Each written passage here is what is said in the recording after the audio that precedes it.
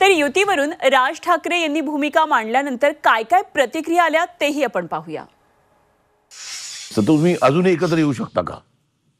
अजूनही एकत्र येऊ शकता का? हे अख्ख्या महाराष्ट्राचं काय म्हणतात स्वप्न आहे. हे बघा, प्रश्न असा आहे ना की या सगळ्या याच्यामध्ये कुठच्याही मोठ्या गोष्टीसाठी मला असं वाटतं आमच्यातले वाद, आमच्यातली भांडणं, आमच्यातल्या गोष्टी या किरकोळ आहेत. महाराष्ट्र खूप मोठा आहे हो, कळलं का?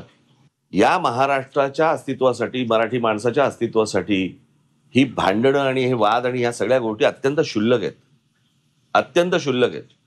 त्याच्यामुळे एकत्र येणं आणि एकत्र राहणं यात काही मला फार कठीण गोष्ट आहे अशातला मला वाटत नाहीये. परंतु विषय फक्त इच्छेचा आहे.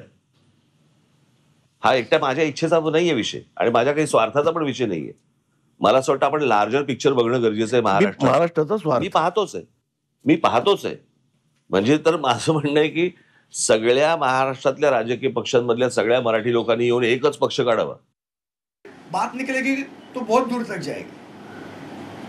17,000 केसेस भोंग्याच्या आंदोलनाच्या उद्धव ठाकरे मुख्यमंत्री असताना आमच्या महाराष्ट्र सैनिकांवर टाकली. ती चूक आता उद्धव ठाकरेंना वाटते का? आणि जर वाटत असेल तर महाराष्ट्र सैनिकांची माफी मागणार का? कशा करता का बोलावं? स्वतः राज ठाकरे यांनी आपलं एक अत्यंत महत्वाच्या विषयावरचं मत व्यक्त केलं. ते त्या पक्षाचे प्रमुख आहेत. त्यानंतर शिवसेना पक्षप्रमुख उद्धव ठाकरे यांनी त्यांचं मत व्यक्त केल्यावरती त्याच्यामध्ये आता इतरांनी बोटं घालण्याची गरज नाही.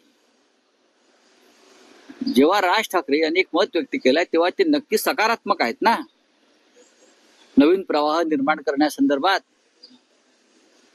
त्यांच्या मनामध्ये काही विचार पक्के असल्याशिवाय त्यांनी एकत्र काम करण्याची इच्छा व्यक्त केली नसती.